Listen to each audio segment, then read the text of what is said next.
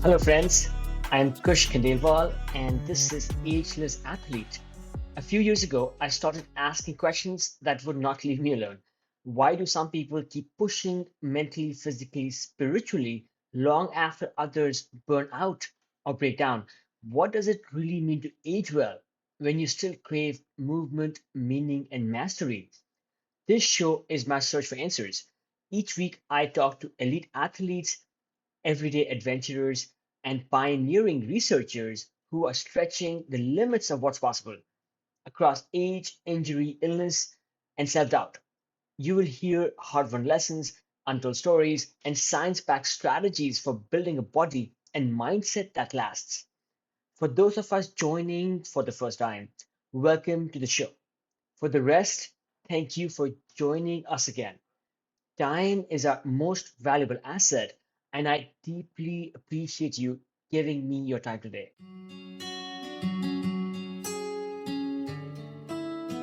Hello, friends. Welcome to another episode of The Ageless Athlete, where we dive deep into incredible stories of resilience, reinvention, and the extraordinary power of the human spirit. On this week's episode, we travel to Santa Cruz, California to meet with big wave surfer Shawn Dollar. Shawn is famous for making it to the Guinness Book of Records, not once, but twice, for paddling into the biggest waves ever by a human. We're talking about 60-foot waves, waves the size of large buildings. So, on the surface, that accomplishment alone seems almost superhuman. But as jaw dropping as it sounds to ride a moving wall of water the size of a building, Shawn's greatest test came later when a devastating traumatic brain injury shook the foundations of his life. In this conversation, Shawn takes us beyond the thrill of big wave surfing and into the far more unpredictable journey of healing and self advocacy. He reveals the personal stakes that went well beyond broken bones or world records, like the real possibility of never feeling truly himself again, and the impact that had on his family. We will learn how he refused to settle for standard medical advice when it did not offer real solutions, and why his determination to research, explore new treatments, and push for better care became its own kind of high stakes challenge. Expect to be amazed by what it actually takes, physically, mentally, and emotionally, to surf a wave that most of us can't even imagine. Yes, Shawn walks us through the feeling of what it takes to face huge waves out in the open ocean. But more than that, prepare for a powerful lesson in overcoming obstacles. Whether those obstacles are, again, huge open water swells or long roads to recovery. Shawn will also share what he's learned about balancing family with passion, facing down fear time and again, and cultivating the kind of mindset that refuses to give up. If you stick with us till the end, you will come away not only inspired, but armed with fresh ideas on how to face your own battles, no matter how big they seem. And keep moving forward, one step at a time. Let's get started.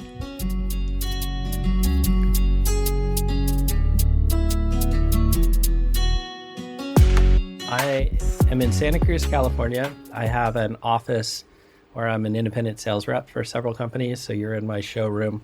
That's why the clothing's in the background. I sell one of the brands I sell is Salty Crew. So it's nice. I don't have to work from home. I have my own office that I can have focused time and dedicate to the business. And for breakfast, I made my family eggs with chicken sausage mixed in. So I try to just do mainly just protein in the morning, a good protein. So we always, with the family, I always make breakfast from scratch every day. I really like being there in the morning and then sending, either I take the kids to school or send them off. But yeah, I've noticed personally that the difference between mental clarity of eating a protein breakfast or just fasting versus having a high carbohydrate breakfast and then going off to school or work. I grew up with typically a bowl of Cheerios, and man, it just never felt good. You know, the difference between having eggs or bacon for breakfast and then the mental clarity you have versus having like toast with butter or waffles, it's insane. So yeah, I tried to, you know, breakfast is pretty important. Either skip it or do a really good one. But, you know, a bunch of sugar and carbs is terrible for your day. And I see light streaming behind you. And I'm guessing I've visited Santa Cruz a lot over the years for surf trips, surf forays. And I remember there was a season where every day I would roll in and it would be like overcast in the morning, and like right around like 2 o'clock, the sun would peek through. Is it been that kind of week? Yeah, you're describing more of like our summers, and that's pretty typical. We're filming this in January, February. It's winter, so it rained this morning, kind of poured, beautiful, and now the sun came out and it's clear skies. So the storm just passed, and it's turning out to be quite a beautiful day. Kind of classic Santa Cruz. You know, you leave. I had 4 layers on, a rain jacket, down vest, and now I'm just down to 2 layers, which is nice. So you got to be ready for anything here. Yeah, beautiful. And I was also going to ask, this hearty breakfast that you just had, was that before your maybe your Friday morning surf session or after that to refuel? Yeah, I don't know.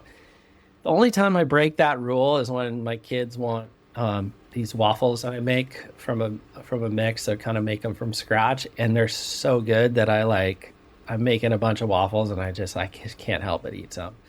But we're pretty good. I mean, I make sure I feed my kids really well because, you know, they're going off learning, going to school, and they're my kids, so we got the same genetics. So what feels good to me probably feels good to them. So, and I see a difference in their behavior. Typically, if I surf in the morning early, it's usually I usually am fasting and I just go out and surf. You know, Shawn, many of us may not be as familiar with who you are, so I thought we could kick it off with a quick backstory. You know, you are a big wave surfer who's had your name in the Guinness Book of Records. Can you tell us a little bit about that moment? Yeah, wow, it's been a privilege to have kind of your childhood dreams come true. Like, I spent a lot of times in elementary school, like going to our library at school, and I would always love picking up the Guinness Book of World Records book and just looking at all the crazy stuff in there. And I was always like, it would be so cool to be in here one day. I never really took that thought seriously, but it's just one of those dreams that manifest. And it actually turns out that I've set that same world record twice. The first time I did it was paddling into a 55-foot wave at Mavericks. So that's no jet ski. That's paddling into a raw wave with your own arm strength. It was an insane accomplishment. It broke the record by like 5 feet. And it was quite an experience. Profound for me personally. And then my record got beat the next year by Shane Dorian at Jaws by, I think, 2 feet. And then I beat his record the following year at 61 feet at Cortez Bank. So it's pretty unique to have done that twice. And this list is pretty short of world records paddling. I think there's only like 6 of us. And to do it twice was insane. It was just like, wow, like I was really in rhythm. I was really in the flow. I was right place at the right time and reacting to what Mother Nature was throwing at me. And it's just so cool. But yeah, that was a lot of fun. Sean, these days, I guess because of the internet, a lot of people are familiar with some of these milestones with surf, these epic records, even though they may not be surfers themselves. Could you actually clarify for a second for the everyday person the difference between a toe-in record, but versus what you did, which is paddle into a gigantic wave, which is that much more next level. That's pretty common,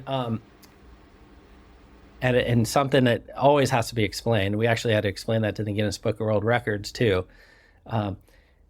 So what you see like this winter, for example, and it's been all over the news, my friend Aloe towed into a 100+ foot wave at Mavericks. It's not deep. The size isn't technically deep, but it looks to be bigger than 100 foot. Should be a new world record.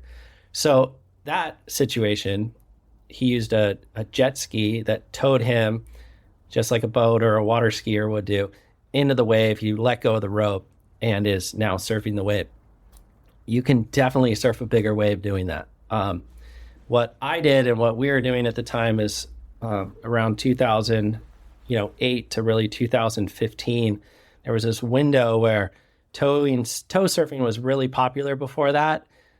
But we were looking at the waves that they were towing in going, we could paddle into that. We wanted to see what was humanly possible. And that was something that was really dear and personal to me, where it was like, you know what, I don't need that machine. I can do it on my own. And to paddle into a wave that's 40 foot to 60 foot is seriously insane. It's so gnarly. It's so big. It's so raw. The moment in time to be there, to put yourself in front of that and to get the speed and to paddle and have everything go right is like, I don't know. You feel, sometimes describe myself feeling like Luke Skywalker, like you're a Jedi, like bending the universe at that point, because it's honestly really easy to run. I don't want to take away from what the tow guys are doing, but it's honestly pretty easy compared to what we were doing. A lot of the hard work, the heavy lift is done by the jet ski. So to put yourself in front of it, to paddle in, to get that speed and to be in the right place, it takes an incredible amount of luck and talent, skill, whatever, all those words, And Sean, I'm a pretty average surfer, but I have been at it for like, I don't know, 12+ years. So even for me, much less the everyday person who's never set feet on a surfboard, the idea of surfing a wave which is the size of a huge skyscraper, it seems unfathomable. So could you take a moment and just describe how it feels, that point where you are about to, you're paddling with all your might and you're about to drop into something which is that huge? Yeah. I don't know. It feels like so outer body. It's hard to describe. Sometimes I describe it as like walking on the moon. Like, I don't even know what that feels like, but you can imagine like how crazy sensory that must have felt like for those astronauts, right? It's like something, you feel like out of body, out of mind, but yet you're so in tune with your body and your mind that you're 100% connected to that moment down to the millisecond. And you see all these things that normally aren't available to you, but your senses are firing at a whole different level. And then to connect it and to successfully ride it and to ride out was a high that I've only experienced twice on those two waves that were profoundly different. I mean, surfing, you used to go ride a big wave, you paddle into a 40-foot wave at Mavericks. It feels incredible. It's absolutely a thrill of a lifetime. That's why guys are doing it. That's why I was into it and addicted to it. But that wave at Mavericks and that wave at Cortez required me to dig so deep at that moment and were so scary, and the threat of death and the calculation between life and death and making it was so high that to successfully pull it off was the most insane rush ever. Like, yeah, I've kind of been a little bit flatlined is the way I'd describe it ever since then. It's hard to really like to feel such highs, it's hard to experience anything after that. And when you are paddling into a wave of that, of that size, you may not know at that point how big that wave is, right? Because I think only after, with like all the other technology, do they come up with like the wave size. So were you actually conscious of the fact that you were about to do something that heroic when you paddle into those two waves? It's yes and no. I mean, you have an idea. Like, any of those waves I was seeing, like, for example, I think Cortez would be the easiest one to talk about there.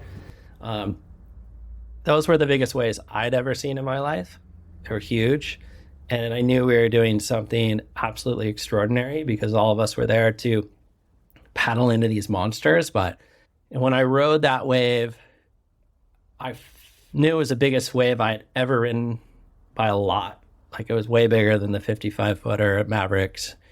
So I kind of assumed, like, yeah, I just set a world record, but I was on a boat with a bunch of other surfers. I wasn't getting like a bunch of pat on the backs. There was, a bunch of other stuff going on, that it was really surreal, because it was a really like, did that just happen? Did I just set a world record? And I didn't really know, but the math was in my head saying I did. But I just also didn't want to get ahead of myself.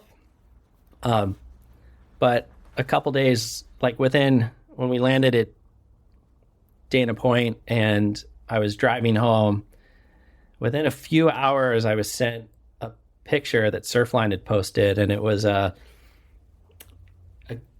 forget the photographer's name, but he happened to be flying a plane and shot from probably 1,000 feet, shot down on my wave, and it shows me dropping in, and it's insane. It's I saw that wave for the first time, and it was like, oh my God, that thing's huge. That is outrageous. And I was like, I'd been part of the XXL, and I was like, that has to be a world record. But, that's the last thing you can do is run around telling everyone that. But I was pretty sure. Hang on, was that like a plan, or was that accidental? This person on a plane? His plan was to shoot surfing. He got wind that we were out there and went out there, and what's incredible, to be honest, it's kind of one of those like, wow, like it felt like everything worked out for me on that trip, was that was the only shot he got. So there was a lot of other waves ridden, and maybe he shot some other waves, but as far as we know, that was the only shot he got. And it happened to be my wave, and happened to be the world record, and it happened to be the biggest wave. And I mean, planes are moving, so for him to actually be in alignment with me when I caught that wave, and to be able to come back, you can't like miss a shot, come back around and get it. It was just like, it was insane. Like the stars aligned, and that was the first time I saw that wave, and it just like took my breath away. It was like, that was me. That was insane. One more question on this, which is, obviously you have spent a career chasing huge swells, and you've obviously surfed a lot of big waves before these ones. Was there something about that moment that stood out, where you were like, oh my God, this wave is just so much just bigger, faster than all the other big waves that I surfed either that day or like prior sessions? Yeah, Cortez it's the scariest wave I've ever surfed. And I never wanted to go back after experiencing it, because it breaks 100 miles out to sea. There's no land in sight. So you're surfing the last of the Channel Islands. That is, the peak of the mountain is 9 feet from the surface. So this giant island that never reaches the surface has landmass that never breaks the water, so it funnels swell to it, but it doesn't slow it down. So, if you're a California surfer and you go to Hawaii, the waves are moving faster in Hawaii. You can feel the power. It's different. The power that I felt at Cortez was more intense in Hawaii. It felt like the waves were moving faster. It was just terrifying, like trying to figure out where to be when there's nothing to line up. There's no palm tree, there's no house, we always like have surfers have a reference. So as the swell was building, I was looking for where to line up, and every set was getting bigger and bigger. Every set was 5 to 10 feet bigger than the next. So what I had to use to triangulate where I was and to give a reference was crab buoys, which the place is littered in crab buoys, which is another factor. Is if you fall and you're underwater and get tangled in those ropes, like you're gonna probably die, So it was like, okay, I got all these mines in the water, and I don't got an like it's just like it was such a mind game out there, and it really took your like inner sense to find that Jedi strength to be like, I need to move to where I feel I need to go. I need to see the wave versus seeing the wave, and yeah, it was really a surreal, scary, radical experience. But when I saw that wave coming, it scared the crap out of me. Like I thought I was ready. You think you're ready. Like I've seen some huge waves, but when I saw that wave, it was so much bigger than anything I'd ever seen. And it was feathering, and it looked like it was going to break before it got to me. So as I was paddling out this wave, I literally was like, this is like, I'm screwed. Like this wave is going to break in front of me. So what's my plan? My plan in my head was I was going to jump off my board, swim as deep as I could. I was going to take my leash off because I didn't think I could survive this big of a wave and get dragged with my leash. But if I could dive deep enough, I could pull my inflation vest, and hopefully there's not another wave behind it, and I'd pop up behind this and maybe make it, right? And I was like, those thoughts are going through my head. It wasn't like, oh, I'm going to catch this wave. It was like, wow, like you're screwed. Like, here we go. How am I going to survive this? And so as I'm paddling as hard as I could at this wave, it just kept feathering and never broke. And that worst case scenario turned into like, well, as I'm paddling up it, there's a chip shot on this wave that's coming at me. A chip shot means like this entry point that was standing up a little bit more vertically that was going to look like it was giving me a push. And the thing didn't break. And it was just like my subconscious just turned me and put me in that chip, and I just paddled as hard as I could, and within a couple strokes I was up to my feet and riding it, and it was just like the most insane, craziest ride I've ever had. And like it went on for like a half a mile. My board was going like a tuning fork. It was literally like it was bending in ways I never felt. If it was offshore, I would have gotten barreled. Like you can see like the wave goes over me, and in one of the angles online, and it was like I was riding for my life, and I literally was, and that board was like levitating on water and had this rhythm that it was like surging on its own, and I've never felt a surfboard do that. So it was like, I don't know, it was the coolest experience of my life by far. And when I was done with that ride, knew the world record like in my head, and I was like, I was so grateful for this gift, to experience that wave at Mavericks was life-changing for me, like in my mind. And then to have it happen again in a bigger way at Cortez, I was like, it was incredible.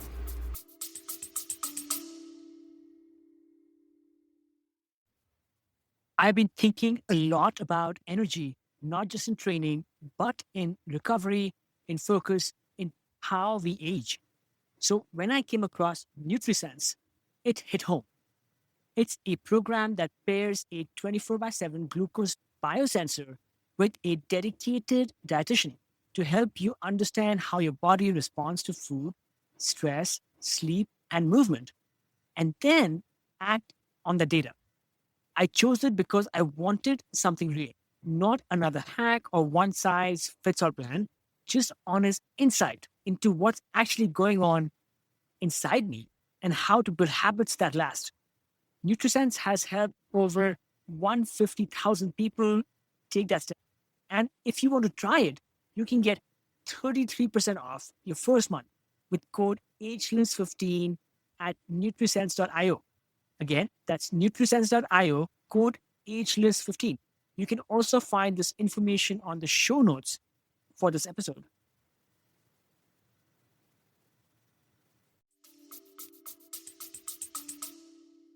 Sean, thanks again for taking us through that. Wow, that is so insane that you went from having to worry about survival, right? Having to try to escape like this bulldozer coming at you, to being able to recognize an opportunity there and then being able to turn around. I mean, that is, yeah. I mean, obviously, one has to, like, let's say, pay a price, and one has to take a lot of waves and dive and escape just fear and injury. But having that turn around for you like that is, you must have had, maybe, yeah, just that special sixth sense, subliminal feeling of being able to kind of seize that opportunity. On that note, one other thing I wanted to ask you is, I've had a few big wave surfers on the show, and it seems that every one of you has a different relationship to fear. So, how do you handle that inevitable adrenaline spike when you see this huge wave coming at you? And is there a trick you have developed to keep your mind calm in those moments, and sometimes even seize this incredible opportunity like you did? Yeah, we're definitely cut different, for sure. All those big wave surfers look at fear in a different way. And when I look at fear, I look at it as it is an opportunity. It's an opportunity to, it turns on that fight or flight mechanism. Do you fight or do you run? And most people run, and that's okay. It's a defense. But it's also like, if you turn and fight or you decide to stay, it unlocks all these senses, it unlocks like another level of your mind being able to react and be present in the moment. And so it's, like Dune has a really good quote, which is, fear is the mind killer. Most people let fear destroy them. And fear for me was always like, it used to destroy me. And then I learned, like, this is the most powerful tool. And fear can allow you to get through a situation. And it just happened to be that not everyone's cut different. Not everyone's cut the same. I'm cut different. But like, as I worked through that as a child, and I worked through that as a young man, surfing bigger waves in the ocean, I never found fear that stopped me. Like, most people find their limit, and I never did. And I don't know. It's that's not for everybody.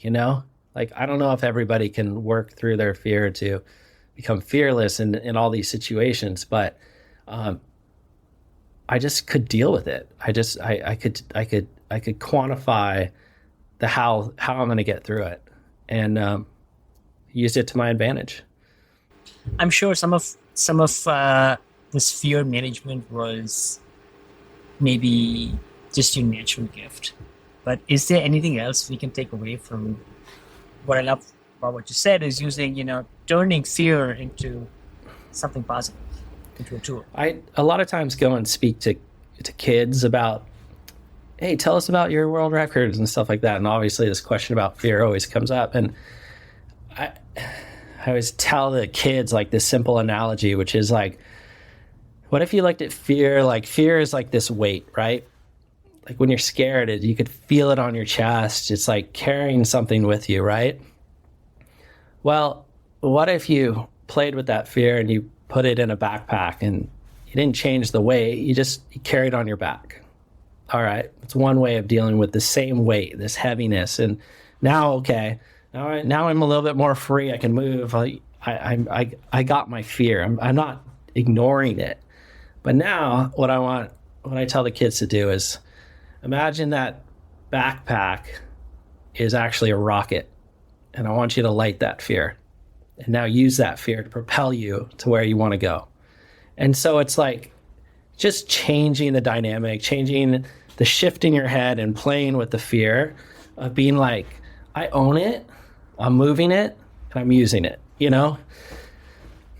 And I don't know if that works for everybody, but that was kind of how it worked for me. Yeah, no, I can just imagine, that. Love it.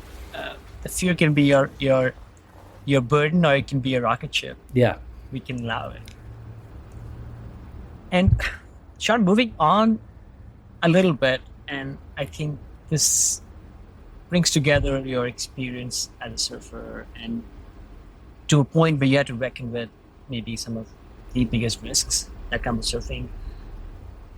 If you are comfortable talking about it, you have spoken publicly about your traumatic brain injury and the work you put in to recover. And I realized that this was a major chapter in your life. So we don't have to go into too much detail, but could you briefly share what the biggest takeaway was for you from that period and how it has shaped your perspective now with surfing and also with life? Yeah. Wow. That could be a whole day podcast on that one question right there. I feel like after that 9-10 years that I've spent dealing with that subject matter, but the most important thing I could take away from that is that how important your brain is, how important your body is, but mainly your brain. Like it's your computer that runs your body. It runs everything. Your mind is so critical, and when your brain gets damaged, whether it's a concussion or it's drugs and alcohol or it's abuse, an accident, whatever it is, it changes us. And what I learned from personal experience through all the things that I've done is that our brains can heal and can regenerate. And we're like, when I was hurt, I was left with a lot of despair, and it wasn't common 10 years ago to understand that you could heal a brain. You were kind of left, it will take its time, like just let it, maybe you'll get better, stay off screens. But your brain wants to heal. Your brain will heal. Your brain will regenerate faster than any other part of your body. It's so regenerative, but bad habits and not giving it the ability to do that, it's not going to, or it's going to have a really hard time. So I guess that's what I've been trying to do, is just educate people and bring them hope that, a bad TBI, a bad concussion isn't the end of the road, and that you need to do something about it. You need to do something about it quickly. And there's a whole bunch of avenues to get out of that situation. A concussion, a TBI really is like a mental health problem, and it changes who you are. And that doesn't need to be your story. And it ended up not being mine. I've had a full recovery. I take really good care of myself. I continue to work on brain health and body health, and I'm not perfect, and I deal with a lot of stress, and I still charge some pretty big waves and have fun. And some days I don't feel that good, but I'm constantly working on getting better, and I'm taking really good care of myself. And I'm trying to get that message out, because a lot of people are getting hurt. I get called all the time about people that have had concussions or had TBIs, and some of them are just tragic, like car accidents, or they've somebody hit them in the head, or they fell, you know what I mean? A lot of them aren't my choice. Like I had mine from a surfing accident, and that was fully on me, but a lot of people get hurt and it's not. It's like they're a victim to something that was out of their control, or somebody else. And I mean, that's really sucks that they've had this life-changing situation and they're left by typically the medical establishment that's just the way it is, like hang tight, you'll probably get better. And that's not the truth, from somebody that's been there, that's done it, and that's waited for my brain to get better. My brain never got better. It was getting worse after months after my accident. So anyway, the point is I just try to bring hope to people, awareness that our body can heal. We can do all this stuff to get better. And don't give up, and trying to point people down a path, that you're not just in the woods, or here's the path, take it, make your own path. And it's, to be honest, like surfing Maverick, surfing Cortez, all that big wave stuff was the gnarliest, heaviest thing I ever did in life up into that point. But to be honest, like that, breaking my neck in 4 places, all the damage I had with the TBI, that was way gnarlier than Cortez. It was way gnarlier than Mavericks. It was way harder. And my biggest challenge of my life was coming back from all that damage that I had done. When I surfed big waves, I was getting tons of concussions. And I got scanned by the Amen Clinic, and they showed that I had a 3-dimensional scan of my brain. It looked like I played high school, college, and pro football. And we all know how bad football is for brains. So, I was early CTE. I was a mess. And I was just a surfer. And it was shocking information for even them to find out. They weren't that surprised, but they were still really surprised. So, how do you come back from that? And, I'm walking proof that you can. And I've been trying to just point people that direction and give them hope that they can too. Shawn, well, congratulations on achieving full recovery. It has been a long road. One thing I heard you talk about, which made me sit up, is that traumatic brain injury is more of a mental health problem. Could you unpack that for us? Because I would think that, like in your case and with people getting concussions from like physical trauma to the head, your brain gets, let's say, physical injuries. However, you speak about how it is really something maybe different. Yeah. Again, this is my opinion, and this is my opinion from personal experience, versus a medical journal that did a bunch of research and asked people, whatever, you know what I mean? What I've experienced and what I've seen, and becoming friends with professional athletes with heavy duty concussions to vets with heavy duty concussions, PTSD, it's all the same. Concussions and brain damage lead to mental decline. You will not feel the same. You will not have the same interactions that you used to have with loved ones. Your mental state has now changed after a TBI. Depends how bad the TBI is. It depends how many you've had, but there's no it's hard to quantify it. But for me, I was not the same person. I was literally a different person. My wife was struggling around me because I was such a jerk. If you saw the movie with Will Smith, Concussion, I was a character in that movie. And so what I'm trying to say is, if you point to the fact that I was experiencing concussions up to that point, I was having some mental challenges. I knew that I was probably should look into the football stuff, but I was always kind of recovering. I was always kind of okay, I'm all right. All right, I'm getting better. I'm going to go surf big waves. It was there was no proof to I was having brain damage, okay? I was a really good athlete. I was eating super well. I was running my own business.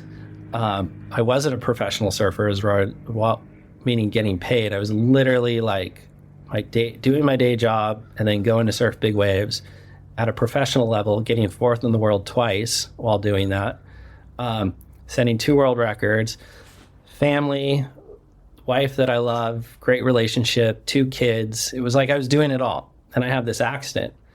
And now I am suicidal. I can't communicate well. I am shutting myself down. I am mentally unstable, fits of rage all the time. It was terrible. I was a completely different person. And what I saw was I was that person on the street that was struggling, and those guys, some are head injuries, some are just drug addiction. but they're crazy. And I'd be going crazy at home. And it was private, but my poor wife was dealing with it. My kids were dealing with it. I was completely unhinged at times. And so you go from like healthy to unhinged, which my mental health was radically deteriorating and getting worse by the month. By month 4 or 5, I was like far worse than I was after the accident. That's mental health, you know? So my mental health was terrible. And so I just start to see like, you know, if you look at like, you talk to the Amen Clinic and you look at like brain scans, look, you scan somebody that's like a drug and alcohol. They have scans of marijuana. They have scans of head injuries. They have scans of football. They have scans of like all these different, they have thousands of scans. And what do you see in those scans? You see holes in the brain. Those holes in the brain are where blood's not flowing. That's where damage is. What's going on with those people? Their mental health isn't good. There's probably some patterns, but at the end of the day, they're not healthy individuals mentally. And it's all the same. At the end of the day, it can all be round up as the same. It's brain damage. It's inflammation in the brain. And brain damage and inflammation in the brain and not having a fully working brain is really terrifying. And I lived it, and it was terrible. I never want to go back. And I really want to see people able to get out of that, because the experience that I had was I was very close to losing everything. And I wasn't myself anymore. And I didn't understand. I understood kind of, but I didn't understand. And you're just in this terrible place. And it doesn't get better on its own. And yeah, maybe some meds work for a little bit, but are meds the answer? No. It's literally a structural damage that your neurons are dead, not firing. Your brain isn't communicating fully. And what I learned is through all the stuff I did, you can regenerate it and you could have a fully working brain again.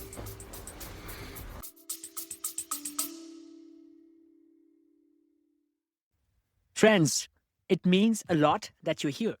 I pour a ton of heart into the show. The research, the interviews, the editing. It's all me, trying to share stories that matter. If Ageless Athlete has ever made you feel seen, inspired you, or just kept you company on a long drive, or better, over a run or a bike ride, I would be so grateful if you considered supporting it. Even a small amount helps keep it going, helps keep bringing the show to you for free. You can chip in at buymeacoffee.com/agelessathlete. Again, buymeacoffee.com/agelessathlete. You can find the link on the show notes as well. Thank you for listening and for being part of this.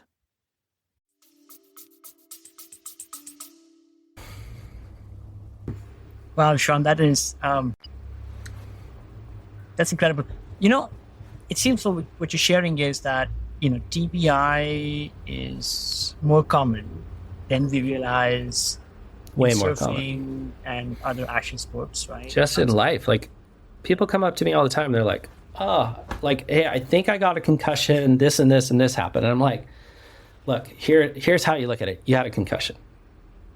Like people are getting concussed all the time. Like stand up too fast, hit your head on a cabinet. Like it's a mini concussion. Yeah, you might not feel the same for a few days. That's a serious thing. It's just how do you rate that? Like what's hard is, you know, it costs quite a bit of money to go get in a SPECT scan and go have your brain scanned 3-dimensionally. You can go do an MRI or a CT scan and it's not going to show anything unless you have a brain bleed. So that's another big problem. Most people, when they have a broken back or they get in a car accident, for example, they're going to go get an MRI. They're going to check the brain. It's going to show nothing. My MRI showed that I had a perfectly healthy brain. When I got a 3D scan of my brain in a SPECT scan, it showed a ton of holes. I did not have a healthy brain. So we're just not even really looking at the problem, and it makes it really easy to not even know what to do with the problem. And then once we know what, if there's actually people admitting that there's a problem or they know there's a problem, then what do you go do? You have to go find it like I did, or maybe somebody finds my website, or you find a doctor that just happens to has been paying attention the last couple of years. It's like, Dude, it's a whole frontier of like brain health, and we haven't even like tapped into it. I mean, that's crazy. Like what you're saying is that even in modern science in the West, the protocol and the technology that people are using to detect issues with brain health are not optimal. Like, so where is the opportunity? Is it technology? Is it, I don't know, medical science? Is it just education to the everyday person? And how do they go about becoming advocates for themselves when they have something even close to as serious as what you went through? Yeah, I mean, that's a couple questions in one, and Sorry. no, it's okay. It's the medical establishment, and I don't care if I sound like a conspiracy theorist on this. They want to sell you pharmaceuticals, and they want to put you into their system, okay? And does pharmaceutical companies have your best interest? Probably not, and they're the big medical establishment isn't looking at brain damage and brain health correctly, okay? And I know because I had to go around them, okay? So I'm dealing with this from personal experience. So they're not offering SPECT scans to people that have damaged brain. Anyway, it takes a long time let's look at it like this too. Some of it's not their fault, okay? I'm going to give them the benefit of the doubt. Let's say we pioneer a new way of looking at it, because right now the stuff that I've done is very experimental medicine, okay? It's like the tip of the spear. If we do enough of this and we get the message out, doctors start paying attention and doing it on other patients. And there starts becoming this like network, which is becoming this network of people starting to talk and pay attention. Eventually, and I hope that there will be studies done that will show, like, quantify this data. It's being done in Israel, it's being done in other countries, but it's not being done in the United States. Why? It goes back to the medical establishment and all this other stuff, which I don't really want to get into that subject, okay? But it's kind of a mess. So what I'm trying to say is, even if the best case scenario, they find that, look, stem cells are incredible, we have all these studies and we need to get it working. By the time, like, basically it goes into medical schools, your young 20-year-old pre-med doctor gets educated on that, gets in their textbook, they get taught it, they come out the other side and can start giving it to their patients. How long does that take? Like 10 years, 20 years? Like, the whole loop of medicine can take quite a while. It's speeding up.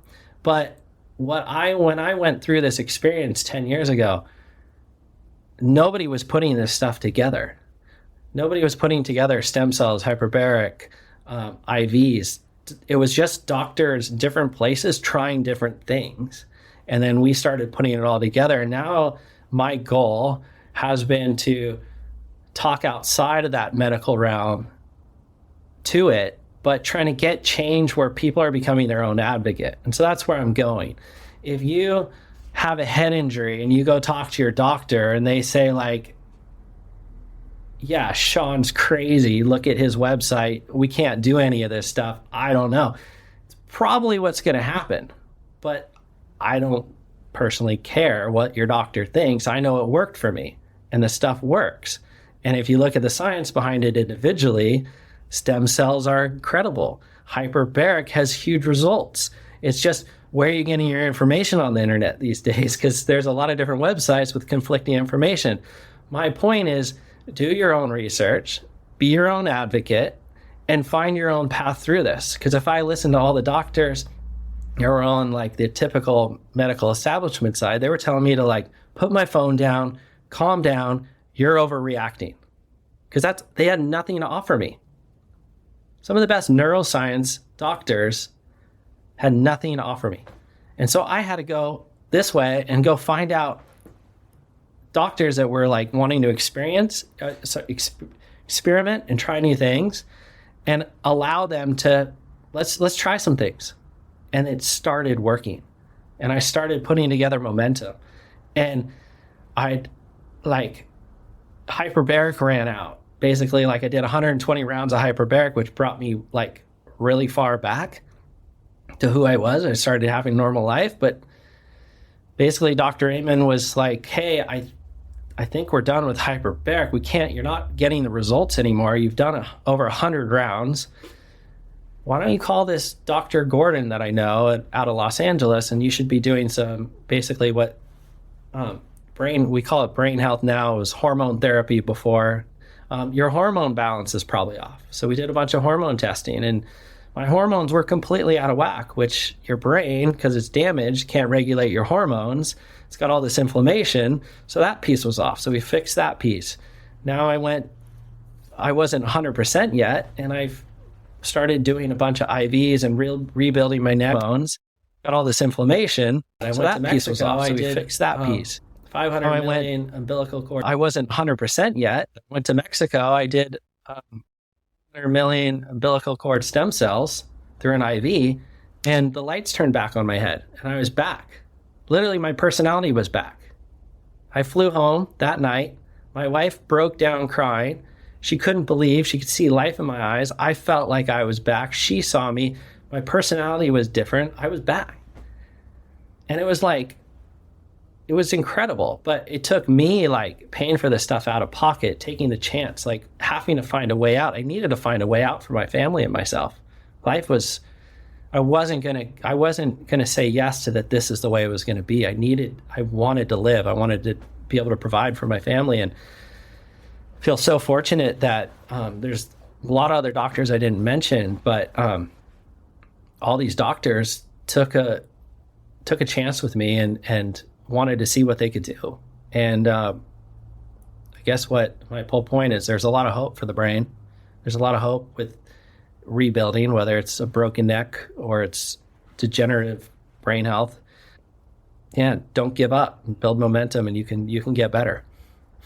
Shawn, your story of advocating for yourself is so inspiring, and I think it goes beyond brain health, because many of us get injured or have, let's say, some other physical or mental obstruction thrown in our way, and we just accept what others have to tell us. We go and seek medical advice. I've had this in my life as well, where I have some persistent injuries, and the medical establishment's advice is, hey, you just have to live with this, because let's say this is part of aging and the body gets older. So what gave you the conviction that all the voices around you were not quite correct, and that you had that much further to go to recover yourself? And maybe a takeaway for the rest of us on how can we get past some of these blocks that we are facing in our recovery from maybe not something as grievous as TBI, but maybe some other things which are keeping us from living our fullest lives. Yeah, that's a great question. You have to have a dream, and you have to have a vision of what you want. And I would meditate on and see myself and mentally train to set those world records. I would get in my sauna and I would meditate, and I'd see those waves coming. And when those waves appeared, I was ready. Scared the crap out of me, but I was ready. It was like I drew those to me. I designed them into my life.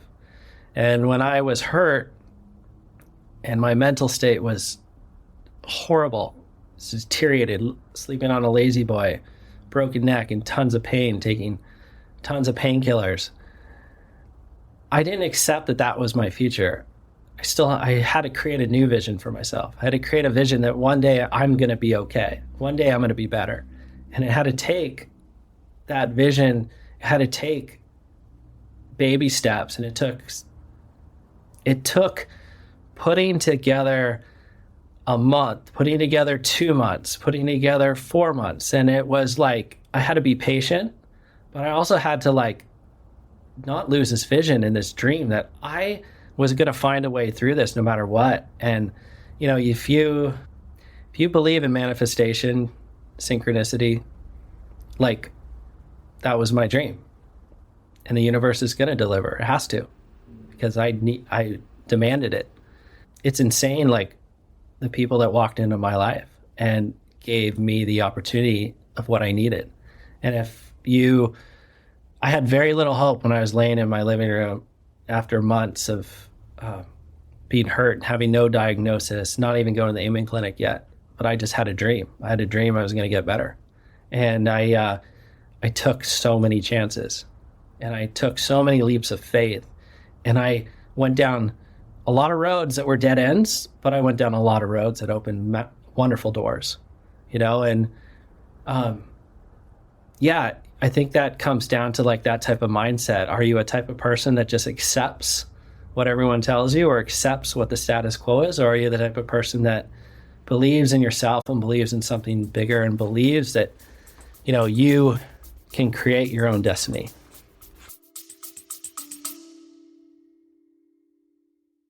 Hello, friends. Just a quick break. This is not an ad. If you have been enjoying these conversations, I would love for you to subscribe to my newsletter. It is where I go deeper, sharing stories, reflections, and behind the scenes insights that don't always make it into the podcast. I write about what I'm learning from elite athletes and how to stay ageless in body and mind. If you have ever wanted a thoughtful, inspiring read that ties it all together, training, aging, mindset, and all, you will love this. You can find the link in the show notes or just head to agelessathlete.co. Again, www.agelessathlete.co, that is, to sign up. And yeah, just a couple of emails a month, and you can unsubscribe anytime. Absolutely no spam ever. Okay, back to the show. Shawn, that was profound. Thanks for those words. And yes, I guess the power of being able to dream and to put the courage and conviction towards manifesting those dreams. I mean, it really does come down. Yeah, it does come down to that. Are you still surfing big waves? Yeah, I am. I'm just not surfing Mavericks, but Mavericks is I promised my family I wouldn't go back up there. But, when Santa Cruz gets as big as it does, I still surf, and it's a lot of fun. Surf some pretty big waves this winter. We had like a record swell, and it's probably in some 30-foot plus surf, maybe even bigger. It's kind of sounds unbelievable for Santa Cruz, but it was huge. Felt like being out at Mavericks. And I surfed really well and had a lot of fun, and my body was strong, and I know I could go surf Mavericks, but at this point, I don't even know if I really want to anymore. Part of my problem too is like, I don't make that up. Like, I've had a full recovery, but I'm Humpty Dumpty that fell off the wall and I'm glued back together, and I'm not as strong as I used to be. When you have that much damage to your spine and your neck and your brain, I'm more fragile than I used to be. And I know how much work and money it costs to be where I'm at. And do I want to risk that? But man, I love surfing big waves. I got to be careful. And I made some promises too. Sure. Well, how old are you now? I'm 43. 43. Okay. And I'm sensing that, yes, it's all that you have suffered, like say physically and mentally, and then also maybe a bit of the aging process that we all.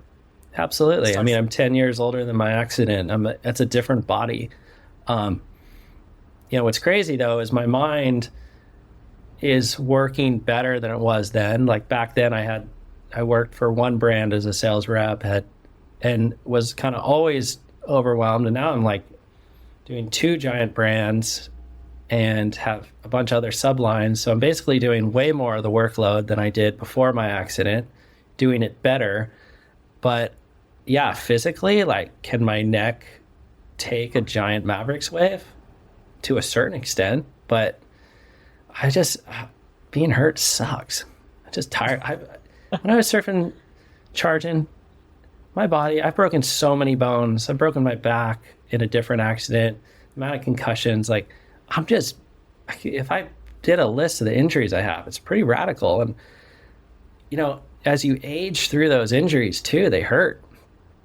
And anyway, I think that probably my body and pain-wise probably feels at least 10 years older than it is.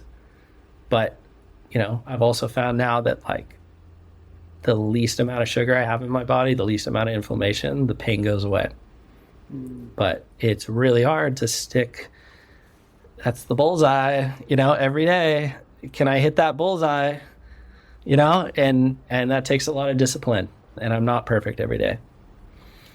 Sure. Well, you spoke about your breakfast, and I agree that avoiding sugar and maybe other inflammatory foods, I think that is non-controversial, that those things certainly help us stay agile longer. Any other routines you can share on your process for staying in big shape?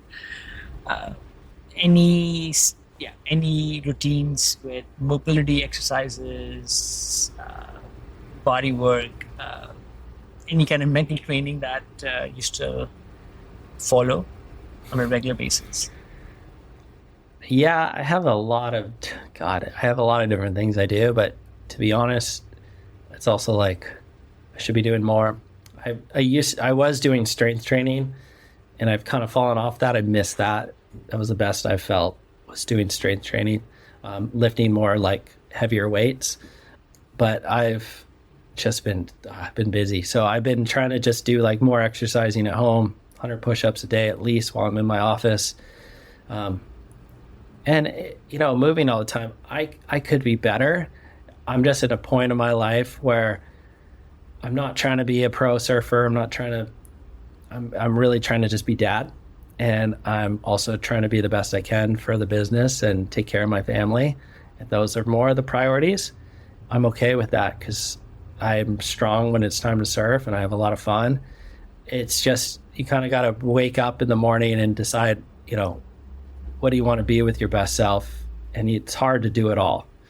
In the morning, I wake up, I go outside and shower, outdoor shower. I usually jump in the hot tub, and then I finish it with a cold plunge. I try to do that every morning. And then I tell you about my breakfast, and that usually gets my day going pretty good. I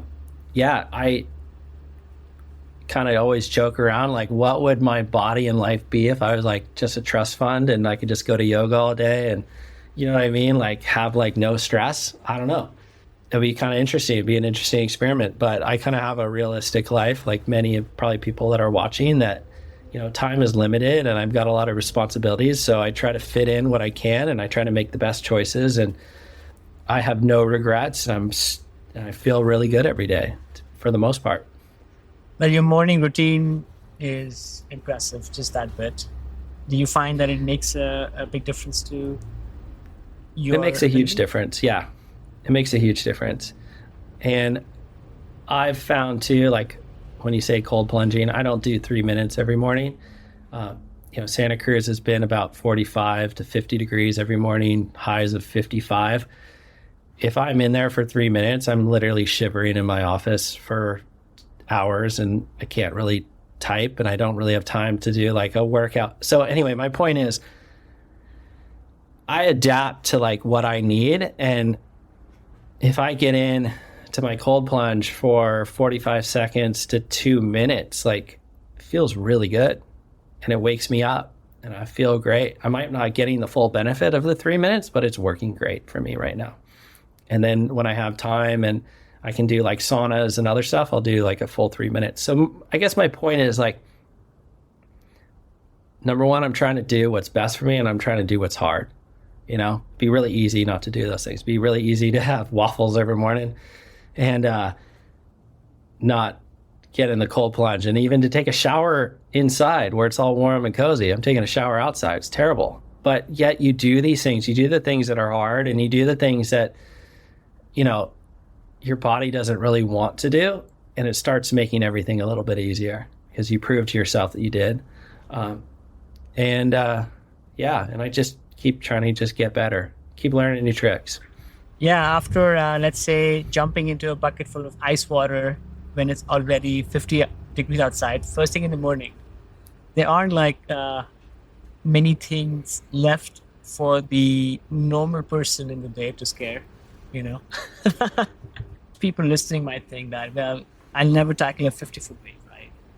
But there is something universal about facing challenges. And what's one, what's one mindset shift or piece of advice from, like, let's say, big wave surfing that can help anyone, you know, whether they're trying to start a new business or overcome some other personal hurdle, or just get out of their comfort zone? Yeah, that's another great question. And I would say that your body and mind can always do more than you think. Like, we all have this, if you looked at like holding your breath underwater, how do you hold your breath that long? You know, our bodies can hold our breath pretty long. We just have this reflex mechanism that teaches us that you're out of breath. So you start hyperventilating, panicking, and you need to go get breath within 30 seconds. That's your mind playing tricks on you. So it's like, how much can you calm your mind and get through the hard part to achieve what you want? And every day, if you're pushing yourself a little bit, whether it's work or working out or just picking up that phone call and calling that person that makes you uncomfortable that you need to call, you're making progress and you're doing better for yourself. So, you know, the little things start adding up to be big things. Yeah, absolutely. Yeah, that is totally true. And yeah, the power of habit and taking something which is a little bit difficult and then doing it every day and then building upon that. Before we wrap up, maybe just a fun question to end with. You know, surfing can be all about these beautiful moments, but there's got to be, you know, some hilarious or maybe even downright weird stuff that you have encountered, some funny stories. So what's maybe the funniest or most unexpected thing that ever happened to you out in the water, if you care to share? You know, sometimes surfing is too serious. Like, I love surfing. There's a lot of rules in regards to like the culture of surfing, which kind of gets people upset, right? But they were passed down to us from Hawaiian culture and the, you know, the kings and the queens and the, like, there's so much heritage. It's really cool. But, you know, when you're a beginner, you look at it like those guys are just territorial and they can't tell me what to do. There's no rules in the ocean and all that stuff. So it's a pretty funny sport, right? There's no referee. It's like self-managed, right? So every year we do, on the 4th of July, we call it the Kook Classic. I started it, and I think we're like at maybe year 7. And basically it's a contest on the 4th of July that's not really a contest. And the only rule is there's like no rules. So the whole thing is everyone goes out there on soft tops and tries to be the biggest kook, most dominant thing, you know, going left on rights, running people over, and just, it's like, it's so funny and so fun. I mean, thank God, like, that's not the way surfing is, but it's a really good time and it's a lot of fun. So I don't know. I guess what's kind of funny about it is it started as a joke that turned into this really big thing. And it was the New Yorker actually called me once and they wanted to do an interview on me because they found out that I was the wave storm world champ. Because the first year we did it, like, I wasn't. My friends, we had a couple of the wives vote on who would win this, because somebody has to win, right? Somebody has to be the best, most dominant, and it was like 40 people. It was total chaos, a lot of fun. They decided that I won, and it's like, okay, I just won my own contest. I'm world champ, and it's like so funny because it's like, that's kind of how it's supposed to go. It's like just total shenanigans. Like, who wins their own contest? Well, you win it at the waves. It's a total joke. So anyway, the next year, the New Yorker calls me, and they're doing an article on Wavestorm softboards, and they want to interview me because I'm the Wavestorm world champ. And I was like, I literally like kept ghosting him because I thought it was a joke. And the guy was so mad at me when he finally got a hold of me. He's like, why are you ghosting me? And I'm all, you send me your credentials because I don't believe you. I bet you're one of my friends. It's like punking me right now. Anyway, the point is like, it was like a real interview. And I was in the New Yorker quoted as a Wavestorm world champ. And I was just like, this is so, like, the joke just keeps getting better, you know? That's crazy. So anyway, I try to have some fun too.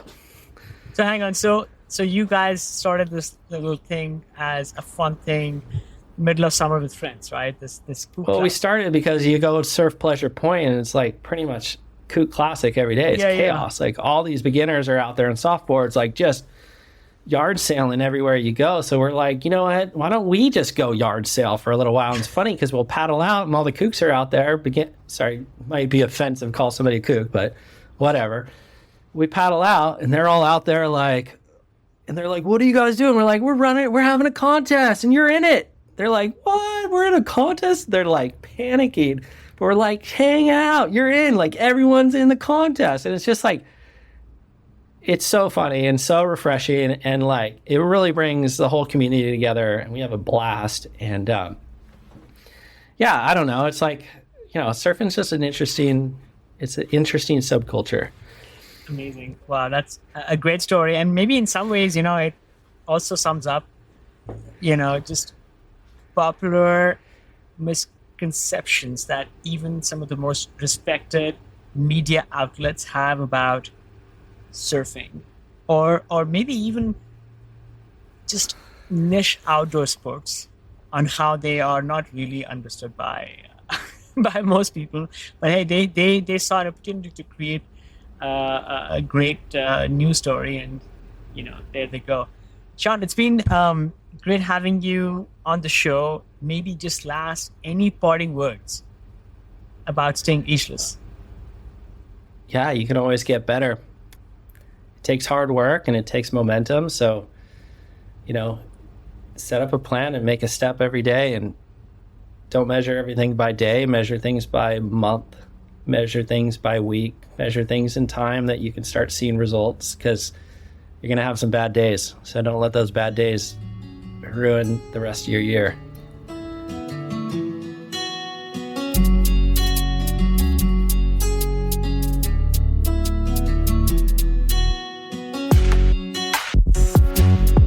That's it, folks. Thanks for tuning in to this episode of the Ageless Athlete Podcast. I hope you enjoyed this show just as much as I enjoyed creating and producing it. Whether you are an athlete looking to push your limits or someone striving to maintain a healthy, active lifestyle as you age, there is always something new to learn. From Ageless Athlete, we bring you a fresh episode each and every week. If you liked what you heard, we would love it if you would take a moment to subscribe to the podcast so you never miss an update. And if you really liked what you heard, please leave us a review, crush those 5 stars on Spotify or Apple Podcasts or wherever else you listen to your podcasts. It helps us reach more people who are passionate about staying strong and resilient, no matter their age. Don't forget to visit our website and leave your email so I can send you occasional insights, stories, and tips to keep you inspired and motivated on your journey. You can also follow us on Instagram at Ageless Athlete Podcast and on YouTube at Ageless Athlete Podcast as well for even more great content. All of these links are available on the show notes for this episode. This show is entirely produced by me, Kush Khandelwal, based out of California with the help of my trusted adventure pup, Roger. Until next time, keep challenging yourself. Keep pushing those limits. Stay mentally and physically fit. Continue doing what you love to do. And my friends, stay ageless.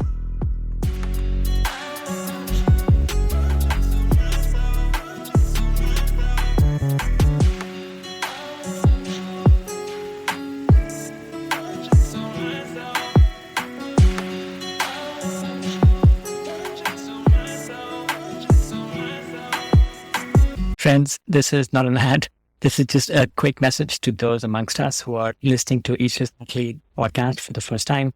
I would love it if you would hit subscribe and follow on your favorite podcast app, whether it's Apple Podcasts or Spotify or Stitcher or Overcast or what have you.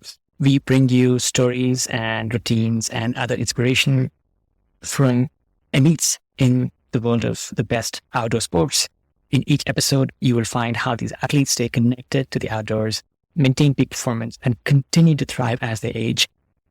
I encourage you to look through prior episodes and listen to a couple and see if they resonate. And then, come back next week. We release an episode each week. And I am really inspired to bring you some of the best stories from the world of the outdoors. Okay, back to the show.